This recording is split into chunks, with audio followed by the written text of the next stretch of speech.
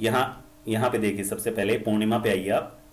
महीने का जो अंतिम दिन है, देखो मैंने यहाँ पे बताया आपको, एक बार यहाँ दोबारा समझना।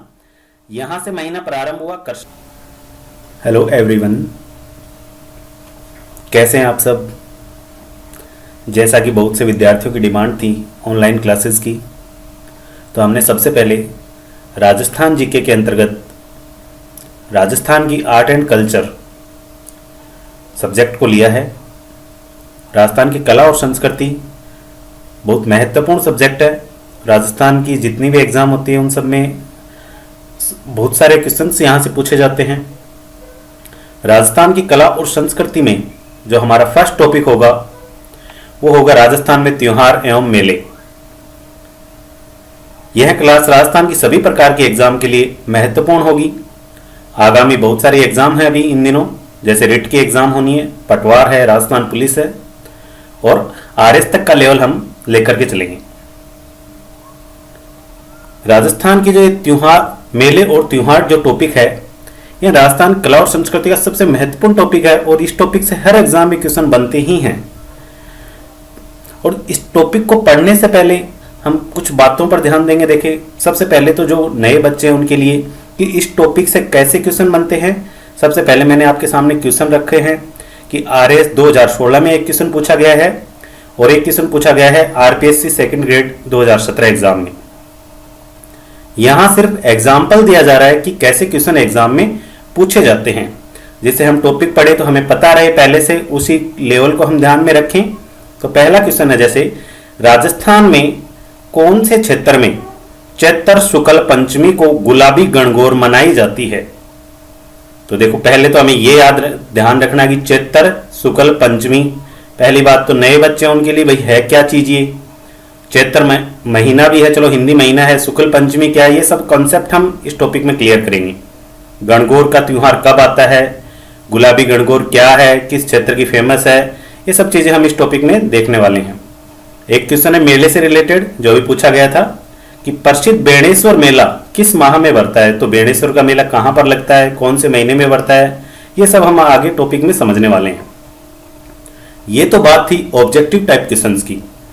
अब हम देखते हैं कि आरएस जो मेंस एग्जाम है, प्रीलिम्स में तो आपने ऊपर देखा है प्रीलिम्स में कैसे पूछा जाता है। मेंस जो एग्जाम उसमें लिखने का काम होता है, सब्जेक्टिव होती है, तो उसमें क्वेश्चन जैसे छोटे क्वेश्चन बनते हैं। चतरा चौथ आरएस 2010 में पूछा गया है कि चतरा चौथ क्या है, तो हमें लिखना होता है इसमें कि चतरा चौथ कब आती है, किस माह में आती है और इसकी प्रमुख विशेषताएं क्या हैं, क्यों मनाते हैं हम चतरा चौथ। 2000 में पूछा गया बरतरी मेला कहां पर भरता है, कब भरता है, प्रमुख विशेषताएं क्या लिखनी है। 20 शब्दों में हमें 15 या 20 शब्दों में क्वेश्चन लिखना, आंसर लिखना होता है और उसके हम अंदर ये सब समाहित करेंगे। आगे जब टॉपिक हम पढ़ेंगे तो वही लेवल हम लेकर चलेंगे। गणगौर के बारे में क्वेश्चन आया हुआ है, तीज के बारे में आया हुआ है, 2 बार पूछा गया है तीज के बारे में। एक बड़ा बीच का क्वेश्चन है, तीज त्योहार बावड़ी ले डूबी गणगौर, इसे 50 शब्दों में लिखना था। आरएस 2010 में पूछा गया क्वेश्चन है कि तीज त्योहार बावड़ी जो उक्ति है, जो कथन है, स्टेटमेंट है, ये इसका मतलब क्या है, ये समझाना था। अगले एक बड़ा क्वेश्चन है बड़ा, जिसमें राजस्थान के मेले और त्योहारों की विशेषताओं का वर्णन करने को कहा गया है। आरएस 2012 में एक क्वेश्चन आया हुआ है। तो ये सब सबसे पहले हमने टॉपिक स्टार्ट करने से पहले यही देखा है कि ऑब्जेक्टिव टाइप के क्वेश्चन कैसे बनते हैं, सब्जेक्टिव क्वेश्चन कैसे होते हैं। तो टॉपिक को जब हम आगे पढ़ेंगे तो हम हर एक चीज को बारीकी से समझ पाएं कि कौन सी चीज इंपॉर्टेंट है, कौन सी नहीं है। तो ये सबसे पहले क्वेश्चन का एक एग्जाम्पल दिया है। और आगे भी ये ध्यान रखना, जो भी हमारी आगे क्लासेस होंगी तो जो भी टॉपिक पढ़ाया जाएगा उसके बाद एंड में उस टॉपिक से रिलेटेड जितने भी एग्जाम में क्वेश्चन पूछे गए हैं वो सब भी हम वहां पे क्लियर करेंगे।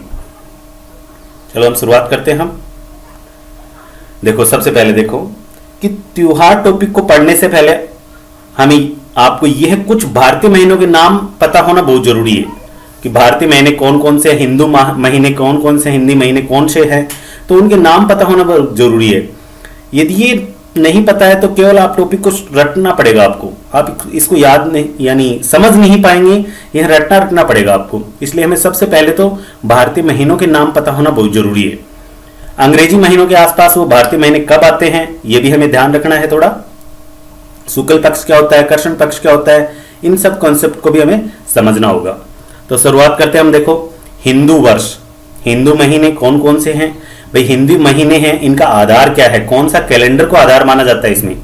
तो जो विक्रमी संवत है, जिसे कृत संवत भी कहते हैं, मालू संवत भी कहते हैं, उसका जो हिंदी महीनों का आधार है वो कौन सा कैलेंडर है? विक्रमी संवत है, विक्रमी कैलेंडर है वो।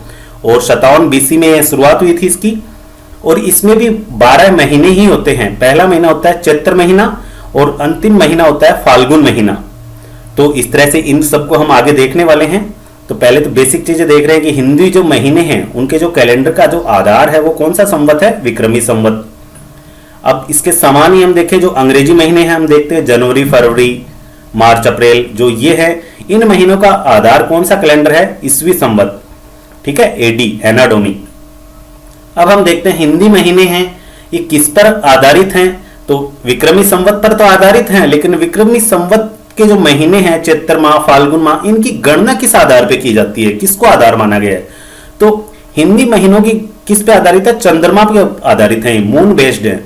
और जो अंग्रेजी महीने हैं वो सूर्य पे आधारित हैं, सूर्य को आधार मानकर उनकी गणना की जाती है।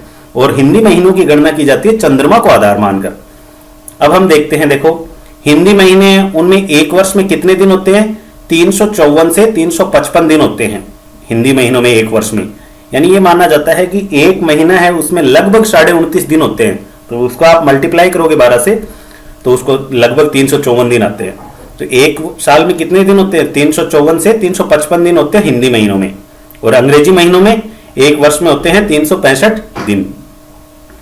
अब हम देखते हैं, देखो अब यहां आपने एक चीज देखी कि इसमें कितने दिन है? 354, 355 दिन। और इसमें कितने दिन है? 365 दिन। अंग्रेजी महीनों में कितना गैप है? इनमें लगभग गैप है 10 दिन का। तो इन 10 दिन को हम देखें तो एक वर्ष में कितना कम रह गए हिंदी महीने? 10 दिन। 2 वर्ष में कितने कम रहे?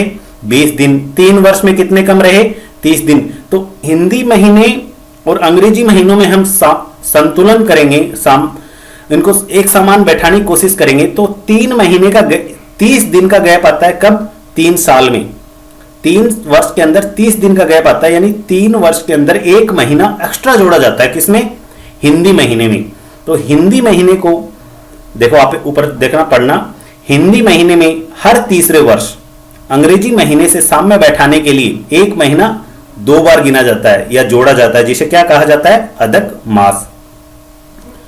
देखो अब दोबारा देख लो इसको, यहां 10 दिन का गैप है एक वर्ष में। 2 वर्ष में गैप कितना हुआ? 20 दिन का।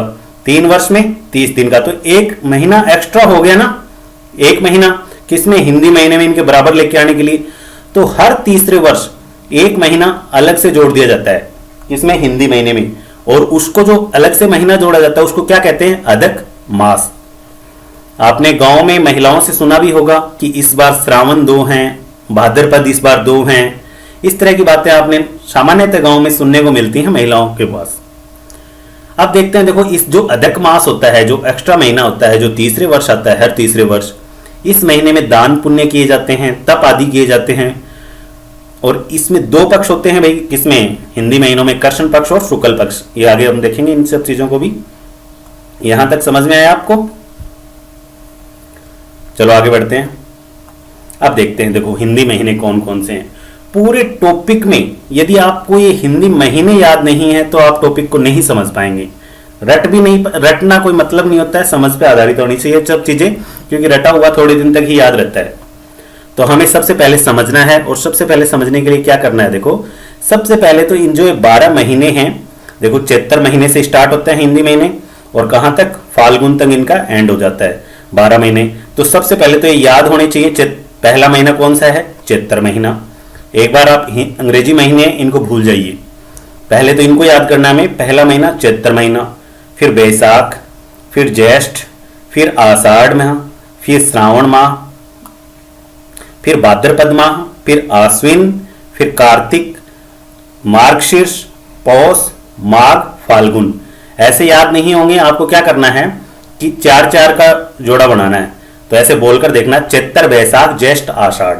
इसी को 2-3 बार रिपीट कीजिए, चैत्र, बैसाख, ज्येष्ठ, आषाढ़। तो 4 महीने याद हुए। उसके बाद दूसरा जोड़ा देखिए, श्रावण, भाद्रपद, आश्विन, कार्तिक। श्रावण, भाद्रपद, आश्विन, कार्तिक। दूसरा जोड़ा हो गया। तीसरे में देखो अब लास्ट वाले 4 महीने लेने, मार्गशीर्ष, पौष, माघ, फाल्गुन। मार्गशीर्ष, पौष, माघ और फाल्गुन। एक बार 3-3 के जोड़े बना के, 4-4 के जोड़े बना के आपको इनको याद कर लेना, आसानी से याद हो जाएंगे आपको। और इनको बार बार बोलकर देखनी है, प्रैक्टिस करनी है इनकी बार बार बोलने की, और बोलने की प्रैक्टिस करनी है। उसके बाद जब याद हो जाए तो फिर लिखकर इनकी प्रैक्टिस करनी है। एक बार तो इनके नाम पता होने चाहिए आपको सीरियल से, क्रम से। फिर क्या है कि इन महीनों में देखो, अंग्रेजी महीनों से इनका सामने बैठाते हैं अपन कि जो चैत्र का महीना आता है कब आता है अंग्रेजी महीनों के अनुसार, कि मार्च और अप्रैल के बीच में होता है चैत्र का महीना। चैत्र मास कब होता है? मार्च अप्रैल के बीच। वैशाख अप्रैल मई के बीच। ज्येष्ठ मई जून के बीच। और वैशाख और ज्येष्ठ में कौन सी ऋतु आती है? ग्रीष्म ऋतु। ठीक है, आप समझ जाओगे अप्रैल और जून के बीच कौन सी ऋतु है? ग्रीष्म ऋतु ही होती है। इनको सबको ज्यादा याद देखने की जरूरत नहीं है, ऋतु तो वैसे ही मैंने आपको यहां समझाने के लिए बताया है, लेकिन आपको इन 12 महीनों के नाम याद होना बहुत जरूरी है। उसके बाद देखते हैं आषाढ़ कब आता है? जून जुलाई के बीच। श्रावण जुलाई अगस्त के बीच। फिर आता है भाद्रपद, अगस्त सितंबर के बीच में आता है। आश्विन सितंबर अक्टूबर में। और भाद्रपद और आश्विन में और अगस्त और अक्टूबर के बीच कौन सी ऋतु है? शरद ऋतु, विंटर सीजन। फिर आता है कार्तिक अक्टूबर नवंबर के बीच। मार्गशीर्ष नवंबर दिसंबर के बीच। और इस समय कौन सी ऋतु होती है? हेमंत ऋतु। फिर आता है पौष का महीना, दिसंबर जनवरी वाला जो महीना होता है, दिसंबर जनवरी के बीच का जो महीना है हिंदी महीना, वो है पौष महीना। और माघ जनवरी फरवरी के बीच शिशिर ऋतु होती है इस वक्त। और फाल्गुन फरवरी मार्च के बीच, तो ये बसंत ऋतु आ जाती है इस वक्त। चैत्र और फाल्गुन के बीच में कौन सी ऋतु है? बसंत ऋतु। तो एक बार आपको दोबारा से इनको रिपीट करना है और लिख करके याद करना है इन 12 के 12 महीनों को। उसके बाद हम आगे बढ़ते हैं। अब देखो, सबसे पहले हमने देखा हिंदी महीने। एक हिंदी महीना लिया, जैसे चैत्र माह लिया हमने पहला। अब इस हिंदी महीने में जो एक मास होता है, एक महीना होता है, उसके 2 पक्ष होते हैं।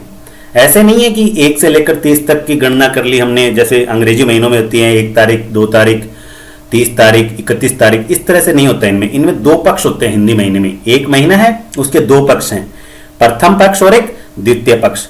प्रथम पक्ष से प्रारंभ होता है, यानी एक पक्ष होता है उसमें 15 दिन होते हैं, और दूसरे पक्ष में भी कितने दिन है? 15। तो सबसे पहले तो ये याद रखना, हिंदी महीने के कितने पक्ष होते हैं? 2 पक्ष होते हैं, प्रथम पक्ष एक और द्वितीय पक्ष। हर पक्ष में कितने दिन है? 15 दिन है भाई, इसमें 15 है। प्रथम पक्ष है, उसको क्या बोला जाता है? कर्षण पक्ष। उसको क्या बोला जाता है? कर्षण पक्ष। और दूसरा पक्ष है, उसको क्या बोला जाता है? शुक्ल पक्ष। यानी प्रारंभ किससे होता है महीना? कर्षण पक्ष से। तो एग्जाम में यही क्वेश्चन बन सकता है कि हिंदी महीनों का प्रारंभ किस पक्ष से होता है? तो किससे होता है? कर्षण पक्ष से। अब देखो, कर्षण पक्ष है, उसमें कितने दिन होते हैं? 15 दिन होते हैं। तो पहला दिन जो होता है कर्षण पक्ष की, जब शुरुआत होती है महीने की, शुरुआत कब होती है? हिंदी महीने की शुरुआत होती है कर्षण पक्ष की एकम से, पहले दिन से। कर्षण पक्ष की एकम से हिंदी महीने की शुरुआत होती है। और एंड कब होता है कर्षण पक्ष का?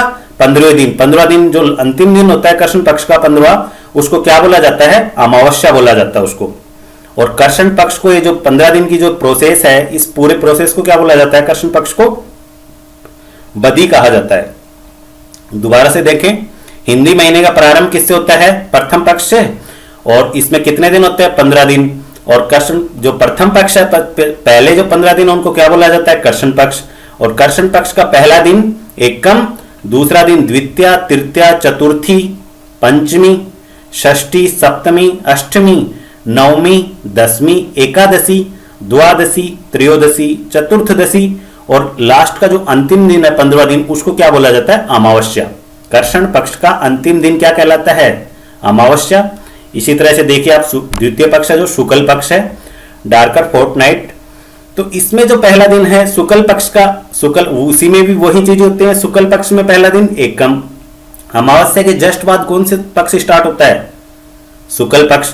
और पहला दिन क्या कहलाता है? शुक्ल पक्ष की एकम। तो इसमें भी द्वितीय, तृतीय, इस तरह से अंतिम दिन होता है शुक्ल पक्ष का, वो क्या कहलाता है? फुल मून, यानी पूर्णिमा। जो कर्षण पक्ष को क्या बोलते हैं? बदी। और शुक्ल पक्ष को क्या बोलते हैं? शुद्धि। ये भी एग्जाम में क्वेश्चन बन सकता है, इनका भी ध्यान रखें आप। आगे बढ़ते हैं। अब इतना समझ में आ गया होगा आपको। अब देखते हैं, देखो यहां से इसको डायग्राम को अच्छे से समझना। इसको देखो यहाँ यहाँ पे देखिए, सबसे पहले पूर्णिमा पे आइए आप। महीने का जो अंतिम दिन है, देखो मैंने यहाँ पे बताया आपको, एक बार यहाँ दोबारा समझना। यहाँ से महीना प्रारंभ हुआ कृष्ण पक्ष की एकम से, 15वां दिन हुआ अमावस्या। उसके बाद कौन सा पक्ष शुरुआत हो गई? शुक्ल पक्ष की, शुक्ल पक्ष के एकम से। और शुक्ल पक्ष का जो 15वां दिन है, अंतिम दिन, वो क्या कहलाएगा? पूर्णिमा। तो इस तरह से आप समझ सकते हो कि हिंदी महीने का अंतिम दिन कौन सा है? पूर्णिमा होता है हिंदी महीने का अंतिम दिन। देखिए अब आगे, तो यहां आपको ये दिखाई दे रहा है, मून दिखाई दे रहा है, फुल मून, पूर्णिमा। ये क्या है? महीने का अंतिम दिन है। इस दिन क्या होता है? पूरा चंद्रमा दिखाई देता है। पूर्णिमा के दिन क्या होता है? पूरा चंद्रमा दिखाई देता है। उसके बाद क्या होता है? पूर्णिमा के दिन पूरा चंद्रमा दिखाई देता है, महीने का अंतिम दिन है। इसके बाद जस्ट बाद अगला दिन क्या होता है कि महीने की शुरुआत होती है। इस दिन नए महीने की शुरुआत होती है पूर्णिमा के अगले दिन से। और कौन सा पक्ष स्टार्ट हो जाता है? कृष्ण पक्ष। इस दिन चंद्रमा पूरी तरीके से दिखाई दे रहा है। अब आगे क्या होता है? उसके बाद चंद्रमा की कलाएं धीरे धीरे कम होना शुरू हो जाती हैं। इसके बाद क्या होता है? चंद्रमा की 16 कलाएं होती है, धीरे धीरे चंद्रमा की कलाएं कम होना शुरू हो जाती हैं। और रातें जो होती हैं वो अंधियारी होती जाती हैं, अंधेरा बढ़ता जाता है रातों में। नहीं, आपको पता है कृष्ण पक्ष में क्या होता है? अंधेरी रातें होती है और शुक्ल पक्ष में चांदनी रातें होती हैं। तो फुल मून के बाद, पूर्णिमा के बाद नया महीना स्टार्ट होता है। अगले दिन से कृष्ण पक्ष की शुरुआत होती है। पहला दिन कृष्ण पक्ष एकम कहलाता है। और इसके बाद चंद्रमा धीरे धीरे, चंद्रमा की जो कलाएं हैं धीरे धीरे कम होना शुरुआत हो जाती है, जिससे क्या होता है? रात क्या होती है? अंधियारी होती जाती है धीरे धीरे। और कृष्ण पक्ष की एकम, फिर द्वितीया, तृतीया, इस तरह से फिर अंतिम दिन आता है कृष्ण पक्ष का, वो क्या कहलाता है? अमावस्या। अमावस्या हो गया। अब अमावस्या के बाद यानी क्या हो गया? फुल मून है, वो किस में कन्वर्ट हो गया भाई? डार्क मून में हो गया एक तरह से। अब क्या होता है? अमावस्या आ गई। अमावस्या के अगला जो दिन है, अमावस्या अगले दिन से शुरुआत होती है शुक्ल पक्ष की। और इस समय चंद्रमा की कलाएं धीरे धीरे फिर से दिखना शुरू हो जाती हैं। यहां कम हुई थी कृष्ण पक्ष में, और शुक्ल पक्ष में क्या होता है? चंद्रमा की कलाएं धीरे धीरे फिर से दिखना शुरू हो जाती हैं। और रातें क्या हो जाती हैं? चांदनी, रोशनी वाली रातें होना स्टार्ट हो जाती हैं। और जो अमावस्या के बाद कौन सा पक्ष स्टार्ट होता है? शुक्ल पक्ष। और पहला दिन क्या कहलाता है? शुक्ल पक्ष की एकम, फिर द्वितीया, तृतीया, इस तरह से फिर अंतिम दिन आता है शुक्ल पक्ष का, वो क्या कहलाएगा? पूर्णिमा। और पूर्णिमा महीने का अंतिम दिन भी होता है। तो हमने इसमें क्या देखा? इस डायग्राम में दोबारा से समझना कि पूर्णिमा महीने का अंतिम दिन है। और पूर्णिमा के महीने के अंतिम दिन के बाद किसकी शुरुआत होती है? अगले महीने की शुरुआत होती है। अगले महीने का प्रारंभ किस पक्ष होता है? कृष्ण पक्ष होता है। अब इसमें क्या होता है? चंद्रमा की कलाएं धीरे धीरे कम होना शुरू हो जाती हैं। और कम होंगी तो रातें क्या होंगी? अंधियारी होती जाती हैं। इस तरह से फिर अंतिम दिन आता है अमावस्या, पूरी रात अंधेरी रहती है। इस दिन चंद्रमा दिखाई नहीं देता है। अब अगला देखो आप, अब अमावस्या के बाद अगला पक्ष शुरू होता है, को महीने का दूसरा पक्ष, कौन सा? शुक्ल पक्ष। इस समय क्या होता है? चंद्रमा की कलाएं फिर से धीरे धीरे दिखना शुरू हो जाती हैं। और रातें चांदनी, रोशनी वाली होती जाती हैं, धीरे धीरे जाते और ज्यादा रोशनी बढ़ती जाती है रातों की। और इस तरह से अंतिम दिन आता है पूर्णिमा, और इस दिन चंद्रमा पूरी तरह से दिखाई देता है। तो कृष्ण पक्ष को क्या कहते हैं? बदी। और शुक्ल पक्ष को शुद्धि कहा जाता है। आगे बढ़ते हैं। अब देखो, हिंदू नववर्ष का प्रारंभ कब होता है? हिंदू नववर्ष का प्रारंभ माना जाता है, पहला महीना कौन सा? हिंदू उसका महीनों का पहला महीना है चैत्र माह। चैत्र माह से हिंदू नववर्ष प्रारंभ होता है। लेकिन ये याद रखना आपको, चैत्र माह में भी पहला पक्ष कौन सा होता है? कृष्ण पक्ष। तो हमारे यहां हिंदू धर्म में कि कृष्ण को यानी काली जो चीज है उसको शुभ नहीं माना जाता है। तो क्या करते हैं कि जो कृष्ण पक्ष का उसको छोड़ दिया गया है। और चैत्र माह जो पहला महीना है उसकी शुक्ल पक्ष से क्या माना जाता है? हिंदू नववर्ष की प्रारंभ माना जाता है। तो एग्जाम में बहुत बार पूछा गया है क्वेश्चन कि हिंदू नववर्ष का प्रारंभ कब होता है? चैत्र माह की शुक्ल पक्ष की एकम को हिंदू नववर्ष का प्रारंभ होता है। इस तरह से ये भी पूछा जा, डायरेक्ट ये भी ऑप्शन हो सकता है, चैत्र शुक्ल प्रतिपदा, ये भी एक ही बात है। और शुद्धि एकम, ये तीनों ऑप्शन हो सकते हैं, इन तीनों का ध्यान रखें। चैत्र माह की चैत्र शुक्ल प्रतिपदा को हिंदू नववर्ष का प्रारंभ होता है, या शुद्धि एकम को। अब हम देखते हैं हिंदू त्योहारों की शुरुआत एवं समापन। ऊपर हमने देखा हिंदू नववर्ष, यानी जैसे आप इंग्लिश के महीनों के अनुसार देखेंगे तो पहला नववर्ष कब से प्रारंभ होता है? 1 जन को, प्रथम जनवरी को हिंदू नव यानी इंग्लिश महीनों के अनुसार पहली जो जनवरी है, पहला दिन है, उसको न्यू ईयर माना जाता है। अब बात करें हिंदुओं की, हिंदू नववर्ष की प्रारंभ होता है वो चैत्र माह से होता है, और चैत्र माह की भी किसको? शुक्ल पक्ष की एकम को। अब आते हैं हिंदू त्योहारों की शुरुआत एवं समापन। ये देखते हैं हम, यहां से भी क्वेश्चन बनते हैं बहुत ज्यादा। हिंदू त्योहार हैं, उनकी शुरुआत कब हुई? तीज से। और हिंदू त्योहारों का समापन किससे होगा? गणगौर से। एक उक्ति भी है, स्टार्टिंग में हमने देखी थी वो उक्ति, कथन है, स्टेटमेंट है कि तीज त्योहार बावड़ी ले डूबी गणगौर। यानी तीज त्योहार से हिंदू त्योहारों की शुरुआत माना जाती है, और ले डूबी गणगौर यानी गणगौर को क्या होता है? उसका समापन हो जाता है हिंदू त्योहारों का। तो अब ये भी याद रखना है कि शुरुआत किससे? तीज से होती है। तीज कब आती है? श्रावण शुक्ल तृतीया को तीज आती है, और जो समापन हो रहा है वो कब हो रहा है? गणगौर पे। और गणगौर कब आती है? चैत्र शुक्ल तृतीया को। ये सब हम आगे पढ़ेंगे, डिटेल में पढ़ेंगे इन सब त्योहारों को भी। यहां से तो हमें बेसिक चीजें देखी हैं, आज के इस लेक्चर में सिर्फ हमने बेसिक चीजों के बारे में पढ़ा है। बेसिक चीजों में भी यहां से भी क्वेश्चन बनता है कि हिंदू नववर्ष का प्रारंभ कब से होता है, ये याद रखें। एक तो आप हिंदू त्योहारों की शुरुआत एवं समापन, हिंदू त्योहारों की शुरुआत कब हो रही है? बिगिनिंग कब है इसकी? तीज से। तीज के त्योहार से शुरुआत होती है, और तीज का त्योहार कब आता है? श्रावण महीने की शुक्ल पक्ष की तृतीया को, यानी शुक्ल पक्ष के तीसरे दिन तीज आती है श्रावण महीने की। और हिंदू में त्योहारों का समापन कब होता है? गणगौर के त्योहार से हिंदू त्योहारों का समापन माना जाता है, और ये कब आता है? चैत्र महीने की शुक्ल पक्ष की तृतीया को। तो दोनों ही क्या है? शुक्ल तृतीया है, बस महीने याद रखने हैं, एक तो श्रावण में और एक चैत्र में। तो आज के इस टॉपिक लेक्चर में सिर्फ हमने बेसिक चीजों के बारे में बात की है, जो भी हिंदू त्योहारों से संबंधित हैं, कि हिंदू महीने कौन से हैं, शुक्ल पक्ष क्या है, कृष्ण पक्ष क्या है, सुदी क्या है, बदी क्या है, इस तरह से चीज़ों को देखा है। और बहुत इंपॉर्टेंट लेक्चर था ये आगे के टॉपिक को समझने के लिए, इसलिए आप ध्यान रखें इसका। नेक्स्ट हम कल पढ़ेंगे। Thank you all of you.